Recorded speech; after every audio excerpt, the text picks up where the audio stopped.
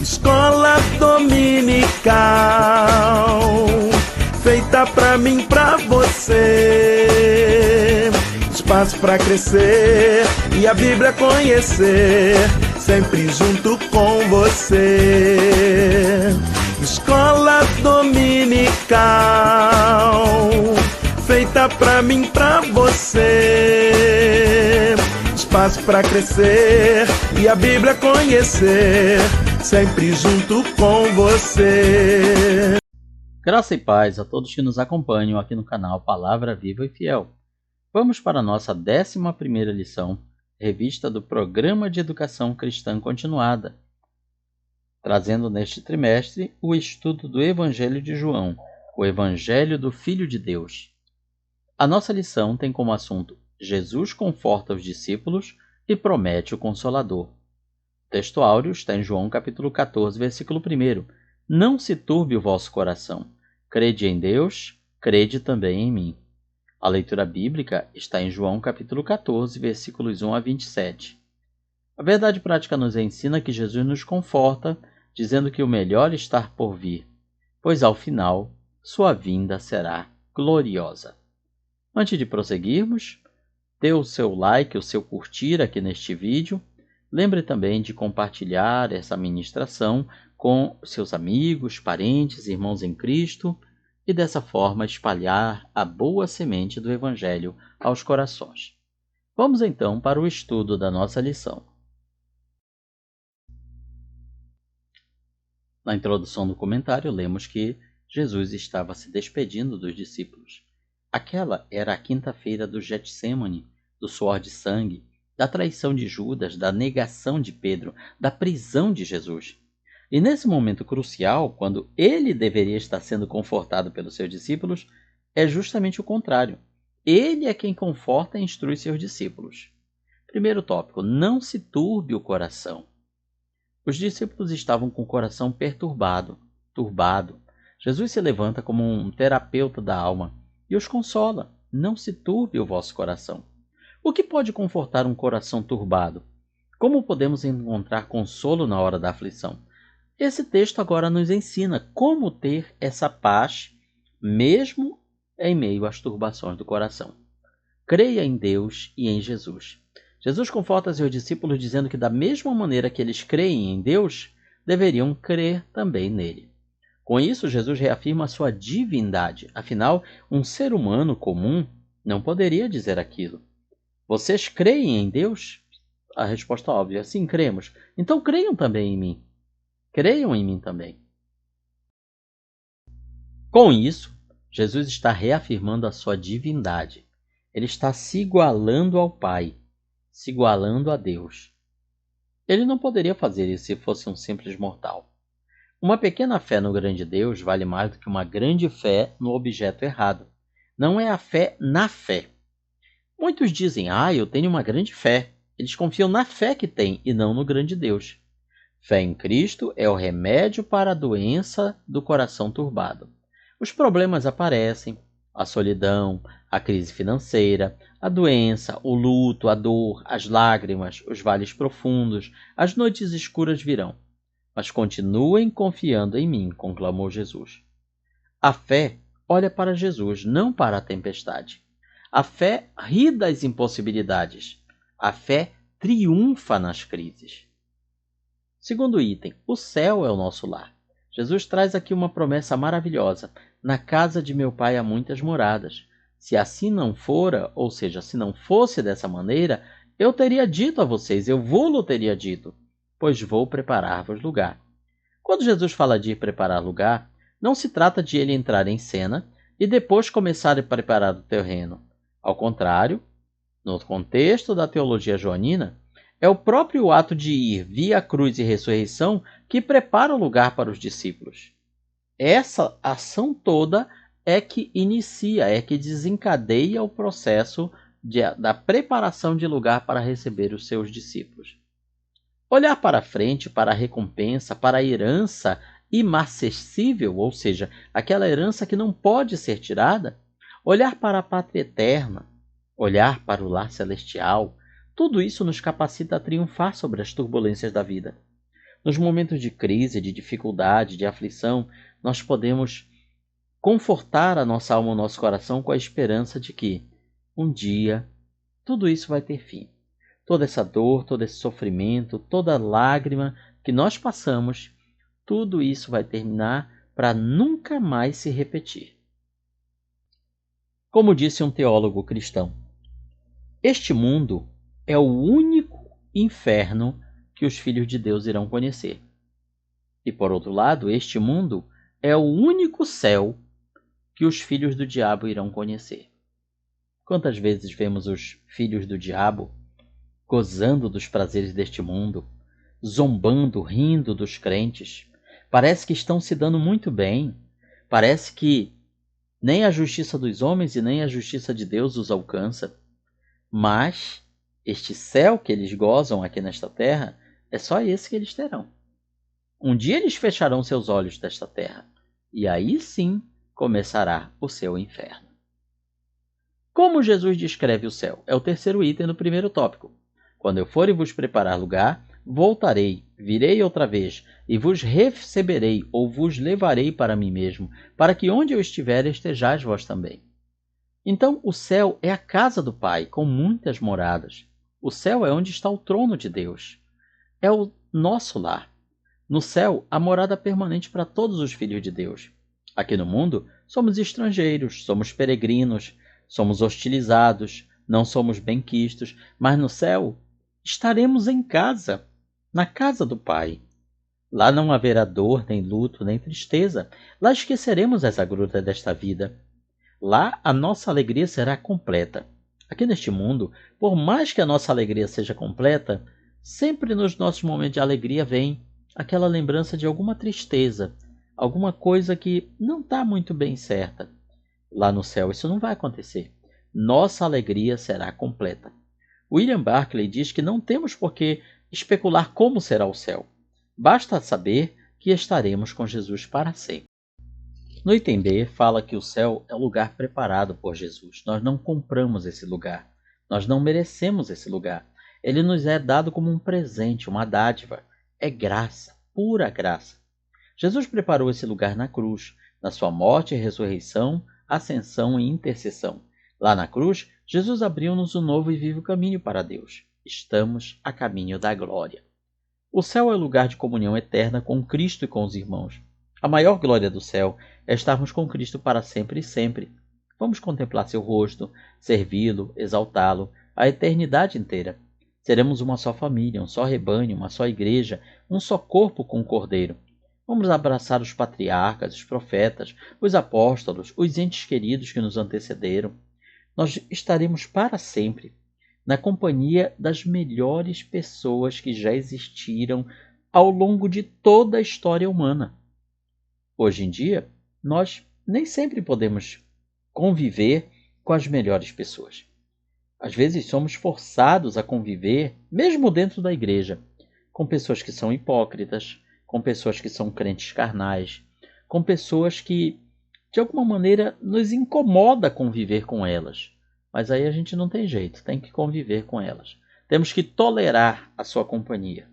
No céu, isso não vai acontecer. Todas as pessoas com quem nós conviveremos do céu são as melhores de todas. Nenhuma delas será hipócrita, duas caras, carnal, nenhuma delas. Nenhuma delas terá nenhum dos defeitos que nós vemos aqui no ser humano. Só isso já deveria servir de muito incentivo para nós prosseguirmos na nossa caminhada cristã. Vamos então ao segundo item da nossa lição, segundo tópico: o caminho e a oração. Sabemos que podemos buscar o Pai em oração. O primeiro item nos fala sobre caminho, verdade e vida. Talvez um dos versículos mais conhecidos da Bíblia. Jesus declara: eu sou o caminho, a verdade e a vida. Ninguém vem ao Pai senão por mim. Interessante que ele não fala ninguém vai ao Pai, como se ele estivesse aqui e o Pai lá. Como ele está junto ao Pai, ele está à direita do Pai, então ele diz: ninguém vem ao Pai, porque ele está junto do Pai. Eu sou o caminho pelo qual vocês devem andar. É isso que Jesus quis dizer. Eu sou a verdade que vocês devem crer. Eu sou a vida que vocês devem viver. Eu sou o caminho inerrante, a verdade infalível e a vida infindável. Se vocês permanecerem no caminho, conhecerão a verdade e tomarão posse da vida eterna. Jesus nos abriu o caminho da árvore da vida, que foi fechado quando Adão e Eva caíram. Veja só que paralelo maravilhoso. A vida eterna, que foi perdida, agora novamente ela é dada através de Jesus. Mostra-nos o Pai, replicou-lhe Filipe. Senhor, mostra-nos o Pai, e isso nos basta.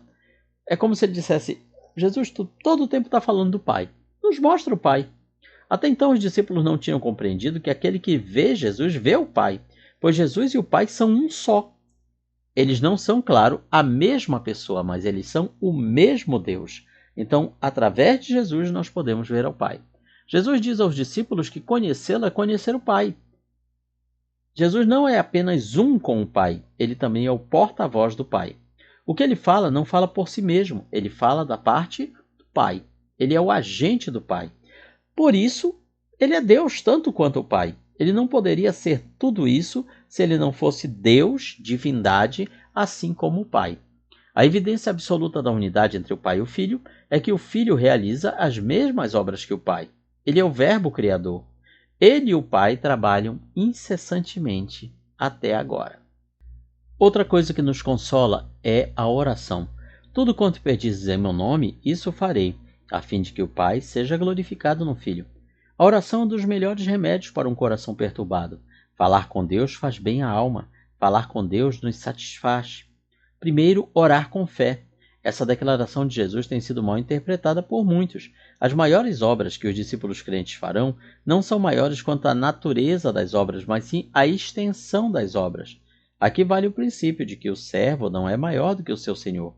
A fé no Cristo exaltado, o Cristo glorificado, o Cristo que está à direita do Pai, e tem o governo do mundo em suas mãos e derramou sobre a igreja o seu Espírito, tudo isso pode nos abrir portas mais amplas para colhermos frutos mais abundantes do que aquele escolhido por Cristo. No dia de Pentecostes, Pedro, com um único sermão, levou para o reino quase 3.000 pessoas. Nem Jesus fez isso, mas ele fez. Por quê? Porque estava se cumprido em Pedro o que Jesus falou: quem crê em mim fará as obras que eu fiz e fará maiores que essas. Não há obra maior do que a conversão de uma alma. O teólogo Warren Wiersbe aponta como óbvio que não é o cristão que realiza essas obras maiores. Quem opera os milagres é Deus trabalhando no cristão e através dele. Então veja que privilégio. Nós podemos ser usados por Deus para fazer coisas grandiosas que nós sozinhos não teríamos como realizar.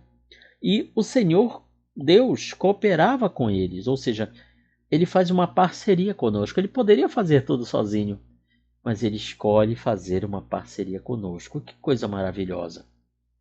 Na letra B, orar em nome de Jesus.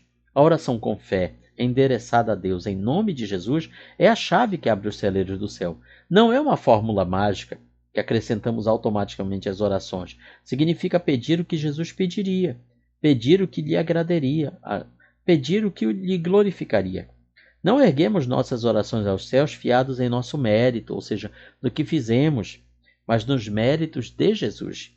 Nossas orações precisam ser estribadas, fundamentadas nos méritos de Cristo e feitas segundo a vontade de Deus. Por isso que muitas vezes não somos atendidos, porque oramos pedindo coisas que não são a vontade de Deus. A oração é endereçada ao Pai, a quem amamos, e a prova do nosso amor a Deus é a nossa obediência. Vamos ao terceiro tópico, o Espírito Santo e a paz. Embora todos os evangelhos se refiram ao Espírito Santo, o de João apresenta o ensino mais amplo de Jesus com relação ao Espírito. Só no livro de João, Jesus o chama de Espírito da Verdade e Consolador. Esses termos não aparecem em nenhum outro livro da Bíblia. Temos o Espírito Santo. Jesus declara em João 14, 16, 17: Eu rogarei ao Pai, ele vos dará outro Consolador, a fim de que esteja para sempre convosco, o Espírito da Verdade, que o mundo não pode receber, porque não o vê nem o conhece. Vós o conheceis, porque ele habita convosco e estará em vós. Jesus subiria para o Pai, mas o Pai, em resposta à sua oração, enviaria o Espírito Santo, o outro Consolador. Outro do mesmo tipo, outro da mesma natureza, outro do mesmo nível, para estar conosco para sempre. O Espírito Santo é semelhante a Jesus. Eu rogarei ao Pai, dará outro igual, da mesma substância.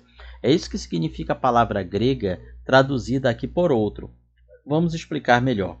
Na língua grega existem duas palavras, dois termos que são usados para outro. Uma palavra significa outro da mesma espécie, do mesmo tipo, igual. E a palavra segunda significa outro de um tipo diferente. Pois bem, a palavra que Jesus usa aqui é outro do mesmo tipo, igual, da mesma substância. Ou seja, o Espírito é Deus, com os mesmos atributos do Pai e do Filho. A palavra grega utilizada aqui, traduzida por consolador, é paráclitos. Significa advogado, a pessoa que está ao lado da outra para defender. O Espírito Santo é permanente, para que fique para sempre convosco. O Espírito Santo jamais deixaria os discípulos. Então, aqui, fundado nessa palavra, vamos trazer algo que pode parecer um tanto polêmico para alguns. No meio evangélico pentecostal, é muito comum nós vermos as pessoas pregando que, após o arrebatamento da igreja, o Espírito Santo vai se ausentar dessa terra. Isso não pode ser verdade à luz deste texto, desta promessa de Jesus. Ele está dizendo que o Espírito Santo ficará para sempre com os seguidores de Jesus.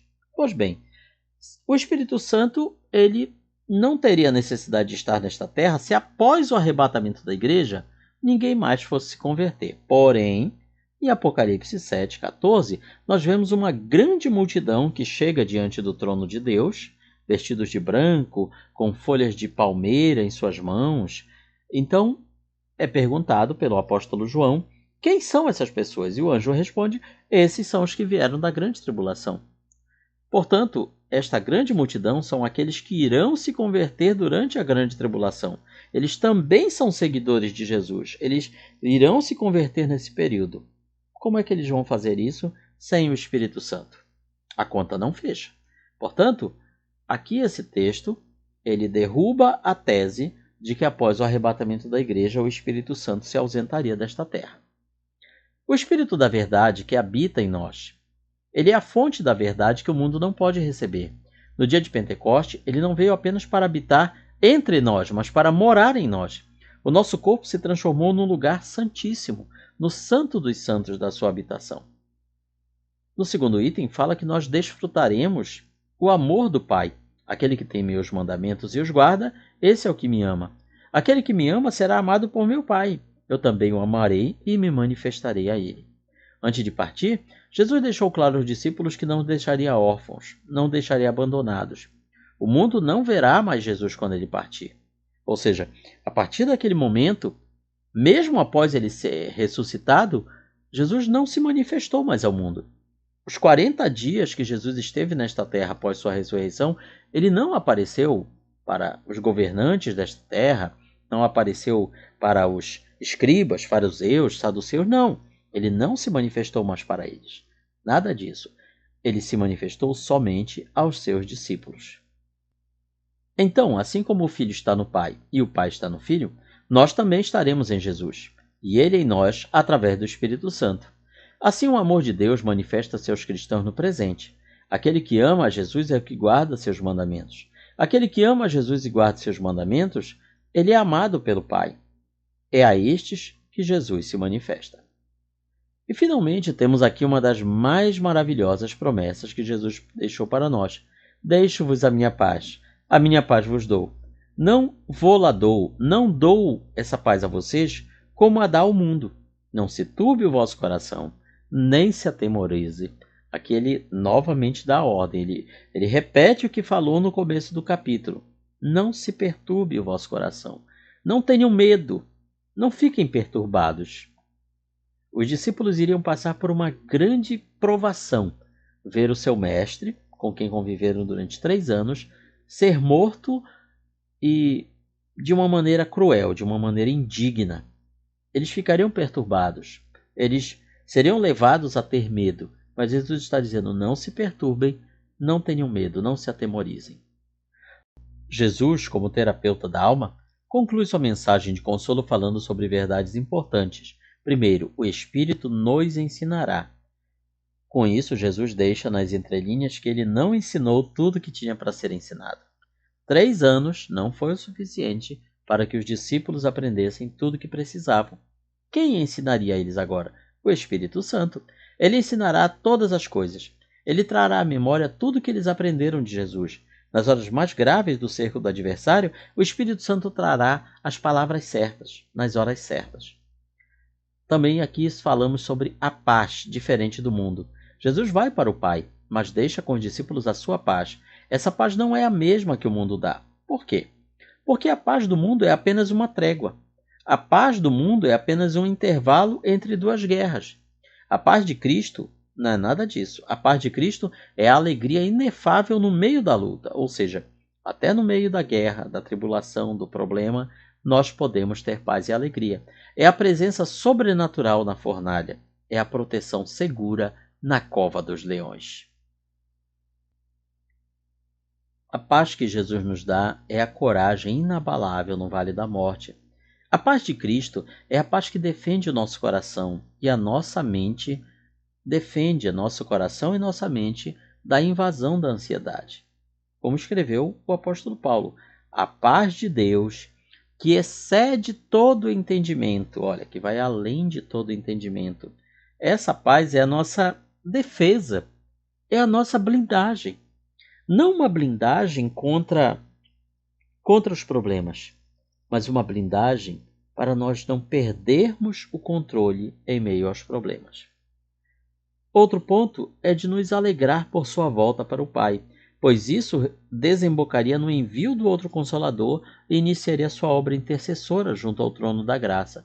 Ou seja, a partida de Jesus deste mundo não seria um abandono, seria uma nova fase muito mais gloriosa para os seus seguidores. Quando Jesus diz, pois o Pai é maior do que eu, significa que enquanto ele estava na terra, ele se limitou a um corpo humano. Nesse sentido, o Pai era maior do que o Pai era maior do que o Filho. É evidente que quando o Filho voltou para o céu, tudo que lhe foi colocado de lado lhe foi restituído. Então, hoje, o Pai é maior do que o Filho? Não, os dois estão no mesmo nível. Porém, o Filho se sujeita ao Pai. Alguém poderá dizer, bom, então isso é uma prova de que Jesus não é Deus. Nada disso. Essa é justamente a prova de que ele é Deus. Porque Deus só se submete a Deus. Deus Filho se submete a Deus Pai. E dessa forma, Pai e Filho mostram para nós como deve ser a perfeita obediência. Concluindo a nossa aplicação, temos o Espírito dentro de nós, o Salvador acima de nós e a Palavra diante de nós. Todos estes recursos são tremendos para nos dar paz. Portanto, que as palavras de Jesus aos seus discípulos sejam palavras para nós. Quantas vezes estamos atribulados, aflitos, oprimidos, porém, no meio de tudo isso, as palavras de Jesus nos trazem paz e consolo. Aqui está, portanto, o resumo da nossa lição número 11 do Programa de Educação Cristã Continuada. E na sua escola bíblica dominical, você vai aprender muito mais. Comente, curta, compartilhe este vídeo e espalhe a boa semente aos corações. Que Deus nos abençoe.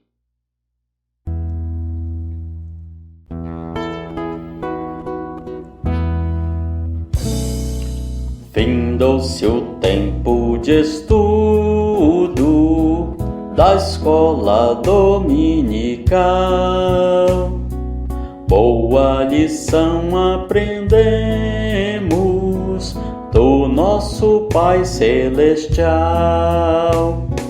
Despede-nos, Jesus Cristo, em tua paz e amor, e nos concede para sempre o teu celeste favor. Aos visitantes e amigos agradecemos também. Que a paz de Deus reine em todos e até domingo que vem. e até domingo que vem. E até domingo